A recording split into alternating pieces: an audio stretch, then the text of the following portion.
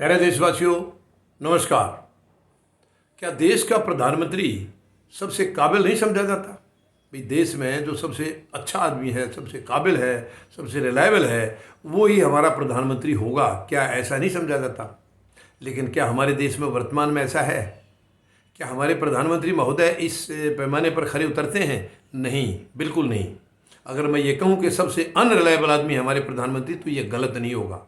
मैं किसी की कोई दुश्मनी में नहीं कह रहा हूँ या किसी की कोई लागबाजी में नहीं कह रहा हूँ। मैं वो कह रहा हूँ जो ज़मीन पर नज़र आ रहा है, जो धरती पर नज़र आ रहा है, जो उनके क्रियाकलाप दिखाई दे रहे हैं रोजाना के, मैं उस आधार पर कह रहा हूँ। अब कल प्रधानमंत्री महोदय ने, यानी एक तो जैसे कि बड़ी दुखद खबर थी, कल हमारा एक छात्र जो है, भारतीय छात्र, उसकी वहाँ मृत्यु हुई है, मतलब रूस के हमले से। लेकिन उसके बाद प्रधानमंत्री महोदय ने एक मीटिंग बुलाई, स्पेशल मीटिंग, और ये भी फैसला लिया गया कि एयरफोर्स को रेस्क्यू ऑपरेशन में लगाया जाएगा। तो मैं प्रधानमंत्री महोदय से पूछना चाहूँगा, प्रधानमंत्री महोदय, क्या एयरफोर्स की आपको विदेश से परमिशन लेनी पड़ी? किसी दूसरे देश से परमिशन लेनी पड़ी? क्या एयरफोर्स आपके दायित्व के नीचे नहीं आती है? क्या आपके आदेश का पालन एयरफोर्स नहीं करती थी? अगर आप पहले कहते तो। कितनी शर्म की बात है, कितनी दुख की बात है कि ऐसे गैर जिम्मेदार इंसान जो है आज हमारे प्रधानमंत्री हैं, जिनको ये नहीं पता है कब क्या डिसीजन लेना है, कब क्या एक्शन लेना है। केवल उनको पता है यही कि चुनाव कैसे लड़ना है, कहाँ पर जाना है, रैली कैसे करनी है, रोड शो कैसे करना है, और दूसरों को मजबूर कैसे करना है, विरोधियों को मजबूर कैसे करना है, विरोधियों को गलत तरीके से हमले उनके ऊपर कैसे करने हैं। इस मामले में प्रधानमंत्री महोदय हमारे एक्सपर्ट हैं। इनसे ज़्यादा एक्सपर्ट इस मामले में तो कम से कम कोई नहीं मिलेगा। ये शर्म की बात है हम देशवासियों के लिए, दुख की बात है कि ऐसे गैर जिम्मेदार, अनरिलायबल हमारे जो इंसान जो है वो हमारे प्रधानमंत्री हैं। पहली बात तो मैं पहले दिन से कहते आ रहा हूँ कि ये जब संकट आया है, जिस दिन फायरिंग हुई है, जिस दिन युद्ध शुरू हुआ है, ये अचानक नहीं हुआ है। युद्ध अचानक शुरू नहीं हुआ है। युद्ध की तो आहट कई हफ्तों से आ रही थी। वैसे तो ये टेंशन तो कई साल पुरानी है, टेंशन तो ये 8 साल पुरानी है, लेकिन पिछले 1 साल 2 साल से और ज़्यादा टेंशन थी। मगर अब कुछ हफ्तों से तो बिल्कुल एक एक मिनट ऐसा लग रहा था कि अब लड़ाई हो सकती है, अब लड़ाई हो सकती है। तो प्रधानमंत्री महोदय कहाँ चले गए थे उस वक्त? क्या इन्हें नज़र नहीं आ रहा था कि हमारे 20,000 वहाँ भारतीय हैं, उनको लाना है? क्या इनको कोई जिम्मेवारी महसूस नहीं हुई अपनी? नहीं हुई है। अगर हुई होती तो वो एक्शन लेते। अब कल एयरफोर्स को इन्होंने कहा है कि अब एयरफोर्स को इसमें लगाया जा रहा है, और C-17 जो हमारा विमान है उसको लगाया गया है। C-17 में 500 के करीब कैपेसिटी है। जैसे बाकी में 230, 40, 50 जो लाए जा रहे हैं, इससे इसके अंदर डबल लाए जाएंगे। तो ये जब पिछड़ तो गए प्रधानमंत्री महोदय, शुरू से पिछड़ गए आप अब, और आप कभी मानेंगे नहीं इस बात को। सबसे बड़ी दुख की बात तो ये है, आप गलतियां करते हैं। निकम्मापन जो है ना, जो सरकार का साफ साफ हर एक्शन में दिखाई देता है, मगर आप कभी मानते भी नहीं है, कभी आप इन चीज़ों को मानते भी नहीं है। हाँ, कि आपने कोई गलती की है, आपको तो कोई गलती बता देगा तो आप उसी को तो निशाने पर ले लेंगे। कितनी शर्म की बात है ये। आप गलती मानते भी नहीं, गलती करते हैं, और तानाशाही भी आप भी दिखाते हैं। नहीं, आपसे बढ़िया और आपसे अच्छे एक्शन लेने वाला तो कोई हो ही नहीं सकता है। ये और भी ज़्यादा हमारे लिए दुख की बात है कि आप गलत भी करते हैं और मानते भी नहीं हैं। जो भी है, लेट हो गए, सब कुछ हो गए, फिर भी आपने शुरू से क्यों नहीं इसको लगा दिया गया था, विमान को? शुरू से एयरफोर्स को क्यों नहीं उतारा? ये कितनी दुख की बात है, कितनी चिंता की बात है। सो सो कर जागते हैं हमारे प्रधानमंत्री, सो सो कर, क्योंकि इनको देश से लेना ही कुछ नहीं है, देशवासियों से लेना ही कुछ नहीं है। इनको केवल कुर्सी चाहिए थी, वो इनको मिल गई है। पता नहीं कैसे वो एक उदाहरण, एक मिसाल दी जाती है कि बिल्ली के भाग्य से छीका टूट गया। तो इनको पैसे, ये प्रधानमंत्री के काबिल नहीं थे, बिल्कुल काबिल नहीं थे।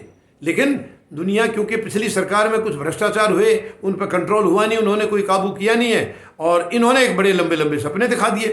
तो जनता को लगा कि शायद अब देश में स्वर्ग आ जाएगा। अच्छे दिनों का इन्होंने बहुत ज़बरदस्त प्रचार किया था, तो दुनिया को लगा कि शायद अब बदलाव का समय आ गया है और अब हमें सरकार को बदल देना चाहिए। यही कारण था कि ये आ गई, और आते ही इन्होंने अपनी कलाकारी शुरू कर दी। क्योंकि जिसमें जैसी काबिलियत होगी, जिसमें जैसे गुण होंगे, वो तो साफ दिखाई देंगे। वो गुणों के अलावा कहाँ जाए, भाग के कहाँ जाएगा? गुण उसको पीछा छोड़ के थोड़ी जाएंगे। जिस व्यक्ति में शराफत है वो शराफत से रहेगा, ईमानदारी है वो ईमानदारी से रहेगा, और जिसके अंदर कुछ द्वेष की भावना है वो द्वेष की भावना रखेगा, नफरत वाला नफरत की भावना रखेगा। वही ये कर रहे हैं प्रधानमंत्री महोदय। जब से आए हैं नफरत की भावना है, नफरत फैला दी इन्होंने पूरे देश में, जाति में, धर्म में, देश को पूरे में बांट कर रख दिया, चारों तरफ है इसने तो ना। हमारे देश में इतनी नफरत पहले आपस में किसी भी धर्म में या जाति में नहीं थी जो पिछले 8 साल में पनपी है, जो इन्होंने आने के बाद में बढ़ाई है। ये हमारे लिए बहुत ही चिंता का विषय है। देशवासियों को इसके ऊपर गंभीरता से विचार करना होगा कि ऐसे हमारे देश में कैसे चलेगा, कब तक चलेगा, ये नहीं चल सकता है। अब इन्होंने यानी इनको लगा दिया है। और अब आज सुनने में आया है कि आज 7 एयरक्राफ्ट जाएंगे जिसमें 1400 भारतीय आएंगे। तो आज 7 कैसे जा रहे हैं? पहले दिन आप एक एक क्यों भेज रहे थे? आप सो गए, गहरी निद्रा में हो गए, लेकिन अचानक उठे तब तो ठीक उठ जाते। उठने के बाद तो दुरुस्त उठते प्रधानमंत्री महोदय। आप उठने के बाद भी सोते रहे, उठने के बाद भी आपकी नींद नहीं खुली है। तो 7-7, 8-8, 10-10 पहले से क्यों नहीं भेजे आपने? और कल जब हमारा एक बच्चा अपनी जान गंवा गया वहाँ पर, बिल्कुल देखिए, खतरा तो 24 घंटे लग रहा था, खतरा तो अभी भी हमें लग रहा है कि हमारे किसी और बच्चे पर कोई ऐसी अनहोनी ना हो जाए। भगवान से हम प्रार्थना करते हैं कि कोई और ऐसी कोई मतलब जो ऐसी घटना ऐसी दोबारा से ना हो जाए, इससे पहले हमारे सारे देश में पहुंच जाएं। लेकिन बुरे समय का कब क्या कहा जा सकता है, कब आफत आ जाए। अब कल वो बच्चा राशन के लिए लाइन में लगा था, तो उसको नहीं मालूम था कि शायद ऐसी मुसीबत हो जाएगी कि उसके वो पल जो हैं वो जहाँ लाइन में लगा था वो आखिरी पल होंगे जीवन के, उसको नहीं मालूम था। लेकिन क्या भाग्य ने कुछ ऐसा खेल खेला कि उसका वही आखिरी पल साबित हुआ है। लेकिन प्रधानमंत्री महोदय, मैं आपसे निवेदन करूंगा, आप अभी देखिए, आज आपने घोषणा की है कि अब 4 दिन लगातार प्रचार करेंगे, क्योंकि आखिरी चुनाव है, 7 मार्च को तो खत्म हो जाएंगे। तो प्रधानमंत्री महोदय 4 दिन लगातार प्रचार करेंगे। प्रधानमंत्री महोदय 4 में से 1 दिन जाके पुतिन से भी मिलके आ जाते, या यूक्रेन में मिलके आ जाते, उन बच्चों का भी हालचाल पूछ आते, क्योंकि आपको तो फिर वहाँ चले गए तो आपका चुनाव खराब हो जाएगा। आपकी चुनाव की सारी रणनीति, चुनाव की रणनीति तो अब भी नहीं बनेगी आपकी। देश आपको देख रहा है, आपके कार्यकलाप सारे देख लिए, कारनामे देख लिए। अब आपको केवल बाहर भेजने का रास्ता देखना देश ने, वो ढूंढ लिया है। वो रास्ता आपको इन 5 राज्यों के विधानसभा चुनाव से आपको पता चल जाएगा प्रधानमंत्री महोदय कि आपकी कितनी काबिलियत है, जनता ने आपको कितना हाथों हाथ लिया था और आप उनके साथ क्या करके दिखा रहे हैं, सब समझ गए। ये कोई वर्ग आज अछूता नहीं है देश में जो आपको नहीं जान गया हो, जो आपको नहीं पहचान गया हो कि आपकी मानसिकता क्या है और आप क्या करने आए हैं, किस मकसद से आप आए हैं सरकार, मतलब इस पद के ऊपर किस मकसद से आप बैठे हैं, सब समझ गए कि आरएसएस का बहुत पुराना एजेंडा था। उस एजेंडे को आपने किसी भी तरीके से, आपसे पहले भी सरकार बीजेपी की रही है, लेकिन ऐसी मानसिकता नहीं थी। प्रधानमंत्री पहले भी हुए हैं बीजेपी के, अटल बिहारी वाजपेयी जी हुए थे। आपके और उनकी मानसिकता में जमीन आसमान का फर्क है। आप ये कह रहे हैं कि 70 साल में कुछ हुआ ही नहीं है, जबकि वो ये कहते थे उस वक़्त, 50 साल की बात थी, उस वक़्त वो ये कहते थे कि मैं कभी नहीं कह सकता हूँ कि कुछ हुआ नहीं है। देश ने 50 साल में बहुत काम किया है, बहुत प्रोग्रेस की है, बहुत तरक्की की है, ये कहा करते थे वो। और आप कह रहे हैं कि कुछ हुआ ही नहीं, तो मतलब आप तो उनको आदर्श भी मानते हो अपना और उनकी बात को भी झूठी कह रहे हो। आप और किसी पार्टी की बात को झूठी कर दो, कोई बात नहीं, वो तो आपके अपने थे, वो तो आपकी पार्टी के थे, आपके प्रधानमंत्री थे। उन्होंने कही जो बात कि देश में बहुत कुछ हुआ है, तो आप तो उनको भी झूठा बता रहे हैं, यानी कि इसका मतलब उन्होंने भी गलत बयान दिया था। ये बड़ी शर्म की बात है हमारे लिए। यानी कि प्रधानमंत्री, अब देखिए, आप उनका उदाहरण दे रहे हैं, यूक्रेन का आप उदाहरण दे रहे हैं प्रधानमंत्री महोदय, वोट मांगने के लिए कि देखिए क्या हालत हो रही है। आप उनको कमजोर बता रहे हैं, कमजोर बता रहे हैं आप उनको, यूक्रेन के राष्ट्रपति को।